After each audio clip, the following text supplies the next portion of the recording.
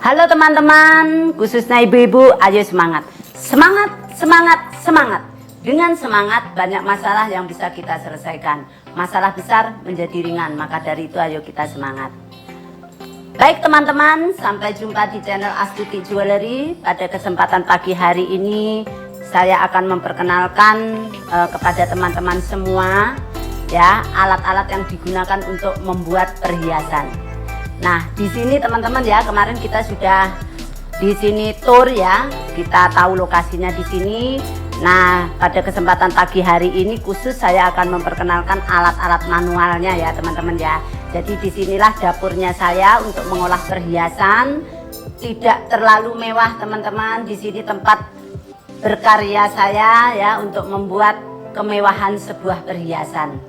Jadi teman-teman kita mulai ya. Jadi kita mulai teman-teman agar tahu mengenal untuk pengetahuan teman-teman semua ya. Kita memakai perhiasan ini agar tahu apa sih yang dipakai untuk membuat perhiasan secantik ini dan dijual sangat mahal.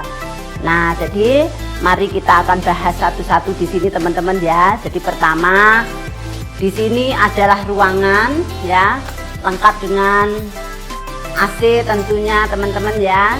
Dan di sini juga ada terutama adalah lampu. Nah, seperti itu. Jadi lampu itu dipakai siang maupun malam mereka kerja teman-teman ya. Nah, meja ini ukurannya ini teman-teman ya antara 75 kali 65 ya kalau tidak salah, tingginya sekitar 80. Nah, seperti ini. Jadi modelnya seperti ini teman-teman ya. Jadi di meja ini sudah tersedia alat masing-masing untuk tukang. Nah, dan dilengkapi dengan dua laci ya. Jadi laci atas itu untuk menyimpan perhiasannya, laci bawah itu untuk bekerja ya. Bekerja untuk ada tatakan untuk mengamankan emas ya. Jadi butiran-butiran debunya emas. Nah, seperti itu. Jadi seperti ini modelnya ya, teman-teman ya.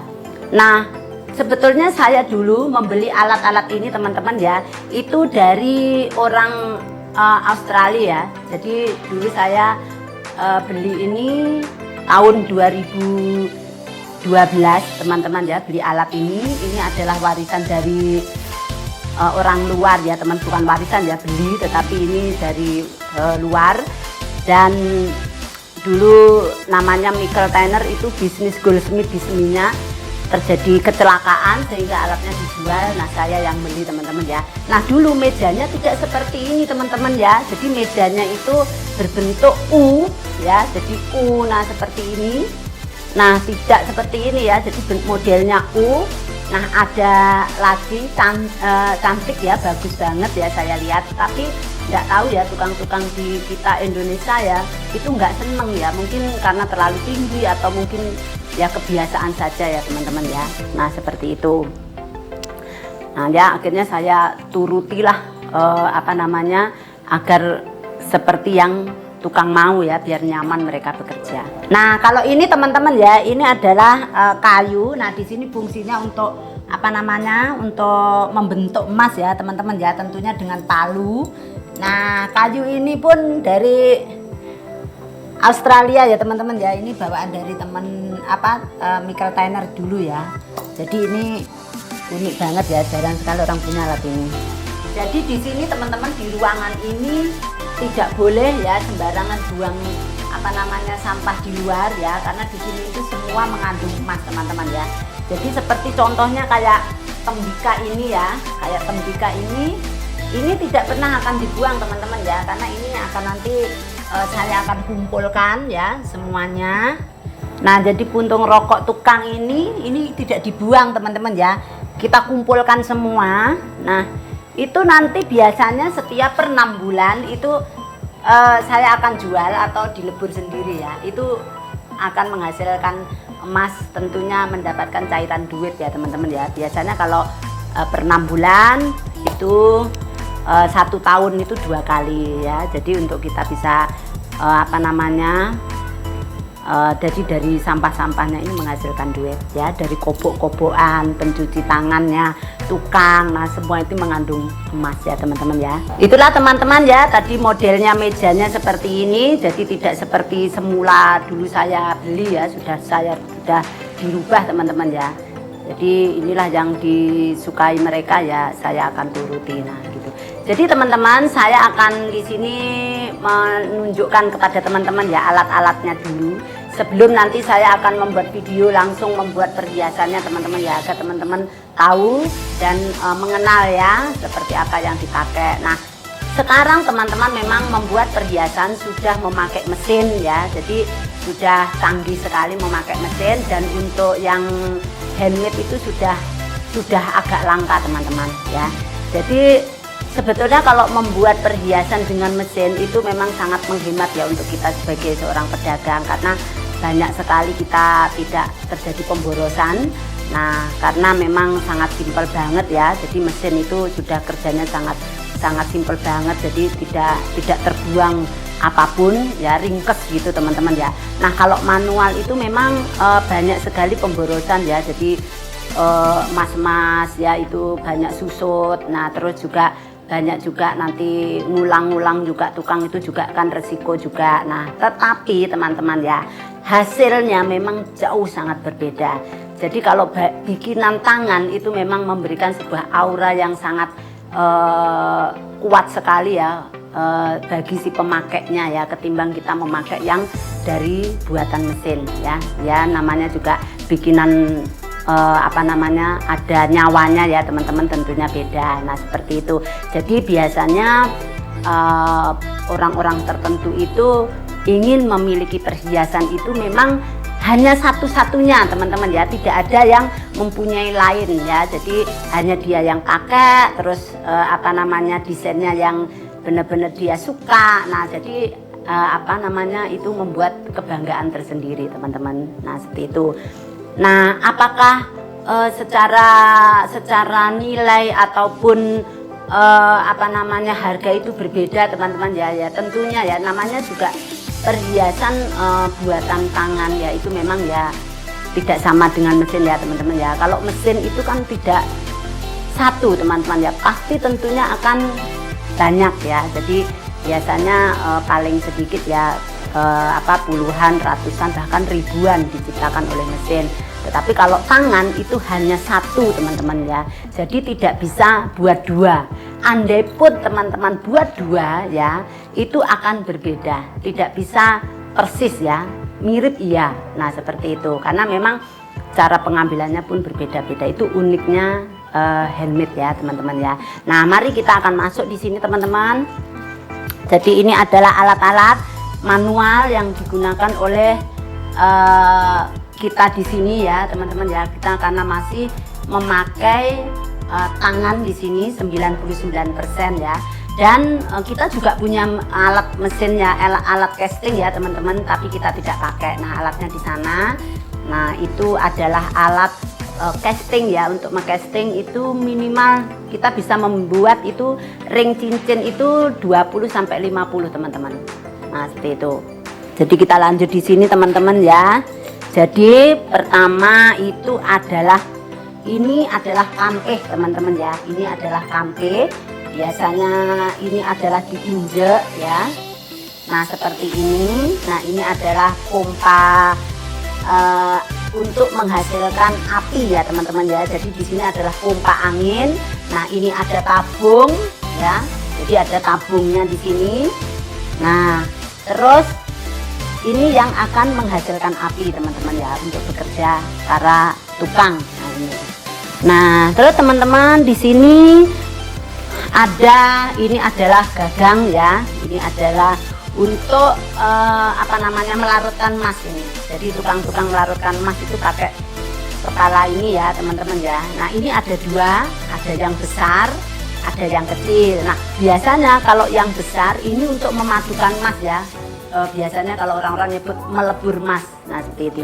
Yang jumlahnya banyak. Biasanya saya lebur emas itu untuk saya bagi ke para tukang-tukang ya.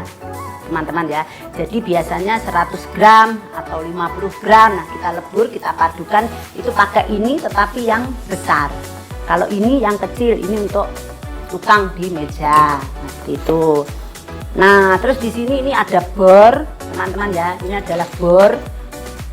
Nah ini adalah bor, ini fungsinya untuk apa namanya, ngebor ya teman-teman ya, ini untuk bekerja. Nah juga ini alat bor. Nah ini, nah terus di sini juga ada timbangan nih teman-teman ya. Jadi timbangan, kalau timbangan besar ada di depan, biasanya saya atau staf saya yang nimbang itu, yang mengeluarkan bahan. Nah itu, tetapi kalau ini digunakan untuk tukang ya. Jadi setiap meja itu ada alat ini masing-masing. Nah terus ada ini adalah alat ya. Ini adalah untuk mengayak permata diamondnya ya teman-teman ya. Ini ada segala ukuran berlian. Nah ini, jadi dari ukuran terkecil sampai ukuran terbesar pun ada di sini. Ini untuk mengayak berlian ya, men-setting berlian untuk apa namanya, sebelum dipasang ya. Nah ini adalah ukuran cincin ya. Jadi ini ukuran cincin. Jadi kalau ada yang kesini buat atau mereparasi atau membesarkan, mengecilkan size, nah ini adalah ukurannya ya teman-teman ya. Jadi ukuran terkecil sampai besar ada. Nah itu. Terus ini ada capit, ini namanya teman-teman ya. Ada dua model. Jadi ada yang panjang, ada yang pendek. Nanti itu. Ini fungsinya untuk menjepit emas ya. Mereka bekerja ini untuk pegang emas. Nah kalau dari yang megang emas untuk leburan ada sendiri teman-teman ya, ini alatnya seperti ini. Nah kalau ini untuk di meja tukang ya, untuk kerja masing-masing. Jadi di sini ini adalah alat-alat semua ada di meja. Ini adalah stok ya teman-teman ya. Kalau ada yang kurang atau yang rusak, nah tinggal ngambil di sini sebagai stok. Terus ini ada sotong namanya nih teman-teman ya, sotong. Nah ini fungsinya untuk membentuk ring ya. Ini sotongnya pun ada sotong cincin, ada sotong untuk gelang. Nah sotong untuk gelang ini, nah ini adalah untuk ukuran gelang, mau yang kotak, mau yang oval, atau mau yang bulat. Nah seperti ini ya. Terus ini ada urutan nih teman-teman ya, untuk narik. Nah, jadi untuk narik emas ya, jadi untuk membuat apa namanya, gelang atau rangkaian cincin. Nah ini adalah alat penarik emas. Nah itu. Nah ini ada saput. Nah saput ini fungsinya untuk para tukang ya, untuk menyatukan debu-debu emas ya, untuk disimpan. Nah ini ada amplas, ini fungsinya untuk apa namanya, membersihkan ya, setelah dibuat itu dibersihkan dengan amplas. Nah terus ini ada koi nih teman-teman ya, ini namanya koi atau tembika. Nah tembika nih atau koi ini fungsinya untuk melarutkan emas ya di meja tukang masing-masing. Nah terus ada ini untuk getokan nih teman-teman ya, ini untuk getokan ya. Jadi ini untuk getokan. Nah seperti ini. Nah ini untuk membuat kepala, biasanya mangkok ya teman-teman ya. Nah terus di sini juga ada tang ya, ini tang ini untuk membuat apa namanya, membentuk perhiasan juga ya, untuk membentuk. Nah itu gunting, ini juga diperlukan untuk menggunting. Ini untuk getokan nih teman-teman ya, ini untuk menggetok apa namanya, perhiasan ini, cincin, gelang, nah apapun dipakai ini. Terus ini untuk memipihkan emas ya, ini memipihkan emas. Nah seperti itu. Nah batu bata ini, batu ini adalah untuk melebur emas ya, jadi di tukang juga ada ini untuk melebur emas seperti itu. Ini untuk bekerja ya, ini untuk membuat, biasanya dipakai alat ya, nanti untuk megang ring yang dikerjakan. Nah seperti itu teman-teman. Nah terus ini teman-teman, ini adalah alat untuk memasang ya, permata berlian, permata lainnya, nanti menggunakan ini ya. Ini adalah micro setting. Jadi micro setting ini adalah untuk tukang pasang ya, memasang berlian dari yang terkecil teman-teman ya, itu dipasang di sini ya, dengan sangat rumit sekali teman-teman tentunya ya, karena memang berlian kecil itu bagaimana bisa terikat dengan bagus dan aman ya teman-teman ya, karena berlian harganya mahal ya. Jadi emas dengan berlian itu kan sangat jauh berbeda harganya ya, jadi ibarat langit dan bumi ya teman-teman ya harganya. Jadi kita benar-benar di sini berisiko sekali ya untuk pemasangan diamondnya seperti itu. Nah, terus ada lagi ini teman-teman ya, ini adalah alat untuk membuatkan untuk memipihkan emas atau membuat emas kotak ya. Intinya ini tidak menggunakan mesin teman-teman ya, ini manual. Jadi ini biasanya tukang makainya seperti ini. Nah, terus ini juga ini alat untuk menggetok emas. Ini untuk membesarkan ring ya. Jadi membesarkan ring biasanya kalau ingin membesarkan atau mengecilkan size itu di sini bekerjanya ini teman-teman ya. Nah, ini untuk menarik emas. Nah, seperti itu. Nah, dan di sini yang sangat berbahaya itu adalah air raksa. Nah, itu air raksa itu fungsinya ini adalah untuk membersihkan emas ya teman-teman ya. Jadi air raksa ini fungsinya untuk membersihkan emas. Nah, di sini biasanya untuk melebur emas ya teman-teman ya, melebur emas yang sebelum dibagi ke tukang-tukang. Nah, di sini adalah cuci tangan ya teman-teman ya. Kita akan cuci tangan dulu teman-teman ya, yang tadi megangin besi.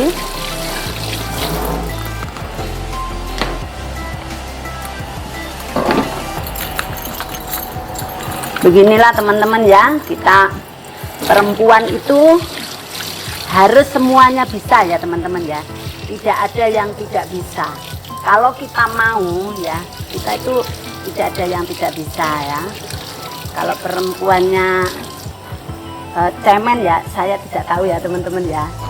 Oke teman-teman ya, itulah ya alat-alat manual kita untuk membuat perhiasan teman-teman ya. Jadi kalau kita lihat alat-alatnya itu kan sederhana banget ya teman-teman ya, tetapi itulah yang menghasilkan kemewahan sebuah perhiasan ya. Seperti ini contohnya, ini dibuat di sini dan dibentuk di sini, dipasang di sini ini teman-teman ya. Jadi cincin wanita yang bagus. Jadi di sini pun kita sering membuat cincin wanita, cincin pria, membuat gelang, membuat kalung, merubah orang yang sudah punya warisan perhiasan dari zaman dulu ingin dirubah menjadi baru karena modelnya sudah jadul, mereka tidak suka. Nah, disinilah tempatnya ya teman-teman ya, untuk membuat seperti perhiasan menjadi kesukaan teman-teman semua ya.